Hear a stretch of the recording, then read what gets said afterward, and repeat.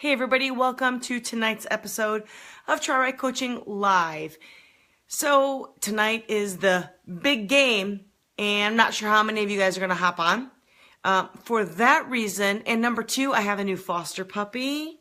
I'm not going to be on very long tonight, but tonight what I wanted to talk to you about is how to add intervals into your training. Because here's the thing, if you want to be better, if you want to be the best that you can be, if you really want to see your speed increase, you're going to have to add intervals. And the thing is that most athletes do this incorrectly.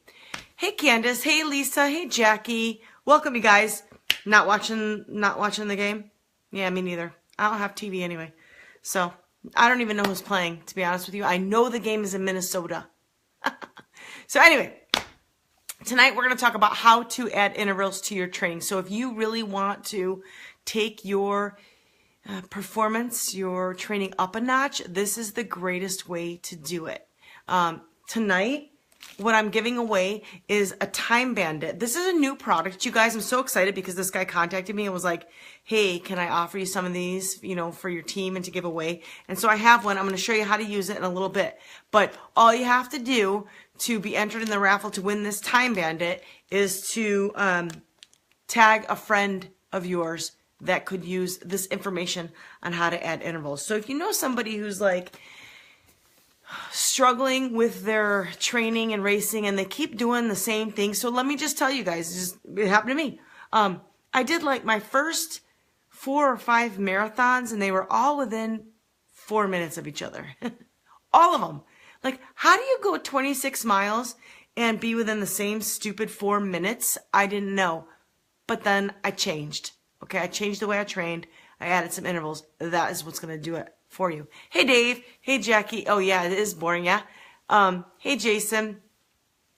All right. So here's what we're going to do. The first thing, what are intervals?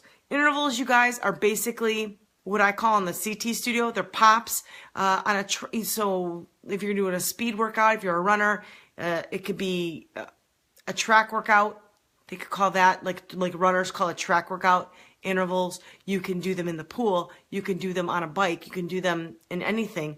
But what they are different sets and times of increased intensity. Don't get me wrong. I'm not talking about HIIT, high intensity interval training. Okay, that's just like a gimmick. But people have been doing intervals forever. But it doesn't always have to be 100% or 110%. It doesn't always have to be that high. And we're going to talk about what it should be and how you can use it in your training to take your training and performance up a notch. Welcome. Hey, Jason. Thanks for hopping in. All right. So what is the interval? An interval is just basically a sustained amount of increased energy, increased endurance, increased intensity, right? That you do, followed by a period of rest. And then you can do 5 sets, 10 sets, whatever it is. Whatever it is you're going to do. So that's what an interval is. Number 2, what kind of interval should you do? And that's what I'm talking about. Not every interval needs to be at 100%, you guys, or over 100%. It doesn't have to be that way. Now, it depends on your goals. It depends on what level you are in your training. It depends on who you are. It depends on what your experience is with interval training. It also depends on what your race is. Is it a sprint? Is it Olympic? Is it a half marathon? Is it a half Ironman? What is it? And then it also depends on your health and your, and injuries or lack thereof, right? Okay, so those are like, what should you do? Let me give you an example. We are doing a training run for the Quarryman Challenge coming up here in Chicago. The training run is on February, February 17th? February 17th at 7:30 a.m. Everybody's welcome. But that's hill training. So for those people that are training for running races that are hilly, this is a great thing to do. Hills can be considered intervals. And a really quick story, like I said, so when I got real tired of just doing the same old time for my marathon, I'm like, all right, I have to change things up. However, what would happen to me personally is when I would do interval workouts, track workouts, because it was the run. I'd always done interval workouts in the pool. It's just how I learned to do it. I would get injured, but I wanted to be faster. But I would do what I was supposed to be doing, and then I would get injured. So I had to change that up. What worked for me personally is I would do 1 week of hill training, 1 week of track workout, 1 week of hills, 1 week of track workout. Now, that may not work for you. I don't know. That's something that you kind of have to figure out. Hey, Jim. Hey, Cherie. Hey, Jennifer. So what kind of intervals should you do? It depends on what you're going to do for your race. So if your race is hilly, like I said, I would encourage you to do hill repeats. Okay. If your race is a sprint and you're going, like when you do a sprint triathlon, you're running at 95% effort generally.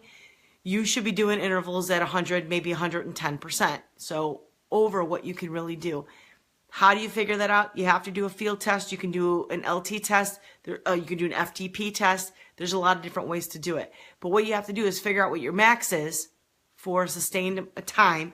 On an FTP test on a bike, we do it 20 minutes. For a field test on a 5K, I usually ask people to do a 5K. And then for a swim, depending on ability, it can be 1,000-yard workout. It could be 3 300s. It could be 3 100s. We covered that a couple weeks ago. Anyway, so once you find that pace, then you break that down and then you go over that pace. So for example, if you do a 5K time trial, 5K race, and just to make it simple, you come out with your time is, I don't know what it is for 3.1, so 30 minutes or 10-minute miles. Let's just say that's what your race time is.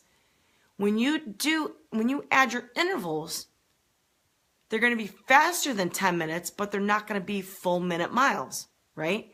They might be 400s, they might be 800s, whatever it is. You need to go over that effort, over that time. I shouldn't say, I guess that's under that time, right? But over that effort that you do for the 5K, so 3 miles in a row, you have to go faster than that before a shorter amount of time, okay? So generally when starting out, for a lot of you guys, you're experienced athletes. I don't know how many like brand new, never done this stuff before people I get. But generally, if you're a fit athlete and you've been working out for a while and you're kind of experienced, start out with a 1-to-1 work to rest ratio. Say that 5 times fast. So what that means is that if you do a 400 on a track, and it takes you 1 minute and 30 seconds to run that 400, then you need to rest 1 minute and 30 seconds. That's what you need to do, right? Same thing in the swim, same thing in the bike. If you're going to do a 50-meter or 50-yard swim and you're going to go all out, okay, and that 50-yard swim takes you 50 seconds, you should be resting 50 seconds. That's where you start. That's kind of the baseline. Now, if you're new to intervals, you've never done them before, or you're a newer athlete, you haven't really been doing this stuff for at least a year or more, your rest needs to be more than the work. So for example, in that same 50-yard swim, if it takes you, let's just say it takes you 1 minute to swim 50 yards, I want you to rest more than 1 minute, maybe 1 minute and 15 to start out with, okay? But when you do those 50s, when you're on, really push hard. Remember, and I've said this, you guys, a lot of times, the biggest mistake that amateur athletes like us make is that we work too hard on easy days and too easy on hard days. An interval day is a hard day. It's a hard day, okay? So when you do those intervals, you need to be pushing it. You know, and the goal is eventually to become consistent, but when you first start out, you're probably not going to get there. But over time, it will happen. And again, intervals probably, they don't need to be done more than once a week. And I would say that per discipline as a general rule. A lot of times, 3 interval workouts a week, 1 in swim, 1 in bike, 1 in run, that's too much. Generally, that's too much. Hey, Steve. Well, hey, dude, what's up? Hey, Deborah. Hey, Robert. Hey, Ryan. All right, you guys, I'm going to go back to like what I'm giving away, and I'm going to show you, I'm going to demonstrate this in a minute, but this guy he contacted me for a Time Bandit, and this is for your watch. You can't even see it because it's clear, but I'm going to show you how to put it on. All you have to do to enter the raffle to win this Time Bandit is to tag somebody that you think could use this information on interval training. Because you guys, again, if you're new to the sport, if you're new to any of them, triathlon, swim, bike, run, maybe intervals aren't for you yet. But if you really want to take your game to the next level, intervals are where it's at. All right. Ryan's here. Whoop, whoop. Okay. How often? I covered that. How often should you do intervals? Again, generally once a week. But I would also say that maybe once every other week. And I covered it. If you want to hear back how I did it and how I got to be as fast as I was back in the day, I couldn't do them once a week because that would make me injured. I just couldn't do it. So there is no, and this is, you guys, this is why I became a triathlon coach. There is no like one size fits all. I mean, I can give you all the guidelines and tell you kind of what to do, but it's up to you to put it together, or it's up to your coach to put it together for something that works for you. When all my really fast running friends were talking about, we got to do intervals, we got to do track work once a week, blah, blah, blah. Yeah, every time I did that, I got hurt. I'm not going to do that anymore. And like, you know, and I didn't need it. And I was still going just as fast as the rest of them doing it every other week. So that's what worked for me. What you need to do is figure out what works for you, or work with your coach and figure out what works for you. So there's a little bit of a trial and error in there. All right. So I don't want to tell you that, oh, this is what you do and then you're done, because it doesn't always work that way. And I also think that as you get older and as you mature, those things change anyway. Like what you could do when you were 25, 28, 30 years old, you can no longer do when you're 40 or 45. Okay, you can't do that. And you don't need to, but you don't have to lose the speed. You love hills, they didn't like me. Hey, George, that's not true, Jim. That's not true.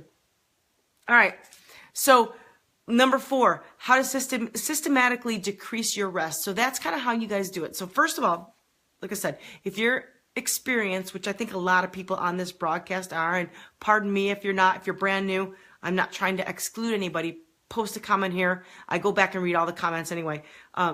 But you generally want to start with a 1-to-1 work to rest ratio, right? So that's what you start off with. And then after a couple weeks, then you want to start decreasing the rest. You don't necessarily increase the pace. You want to decrease the rest. So let's just say you started out, and we talked about that 400 being a 130.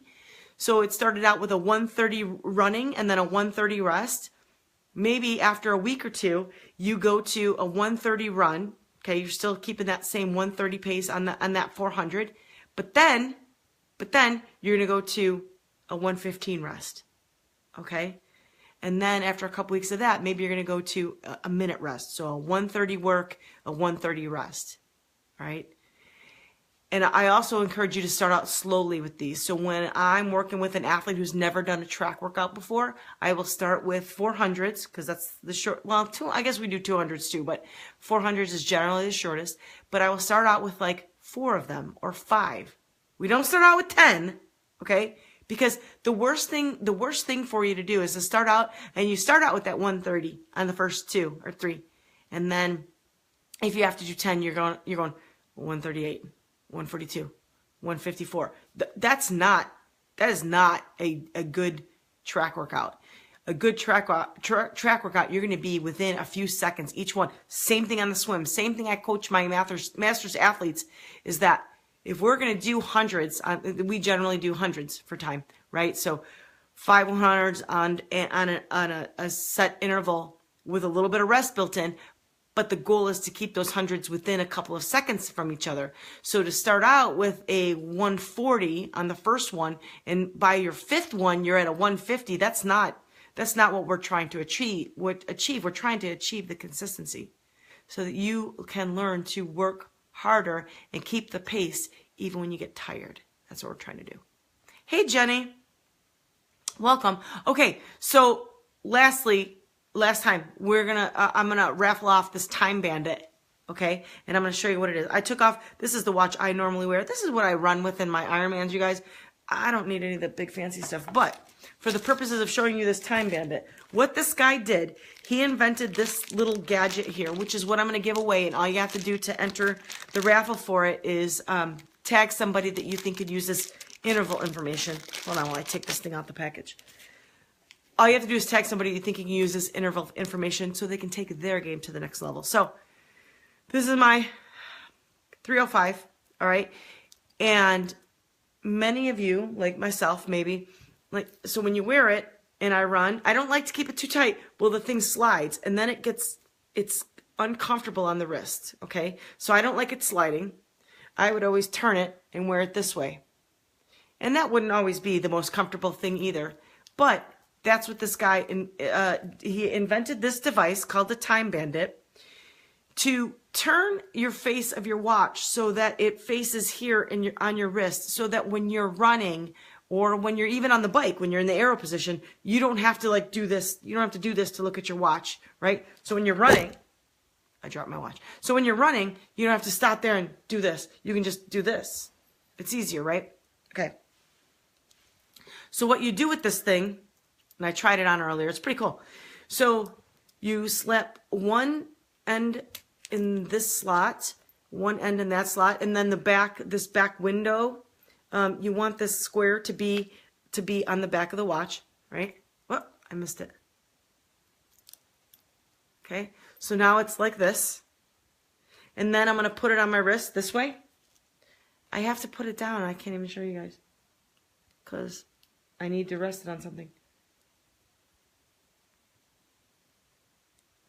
Okay, so now my watch is facing my wrist so that when I'm running, I can just look at it.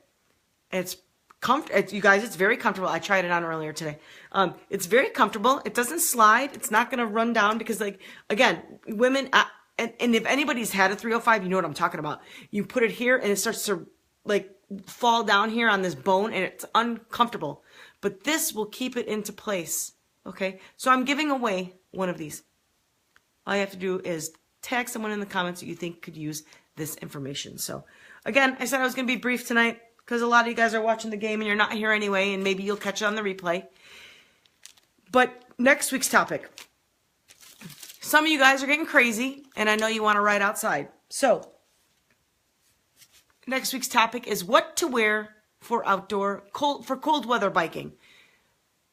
I think it's a little too chilly still right now to ride outside, but not all of you do. But if you're going to do it, I want to help you be prepared so that you are wearing the proper clothing and you can get out there and go for a comfortable, nice, warm bike ride when you do go. All right. So that's what next week's topic is. If you guys have any questions, comments, anything that you would like to see as a topic covered, all you have to do is type in the comments. Again, I go back and watch every single comment that you guys post on these. So other than that, I hope y'all enjoy the big game. Have a great training week, and I'll see you all here next Sunday at 7 p.m. Central Time. All right? Train hard, train right.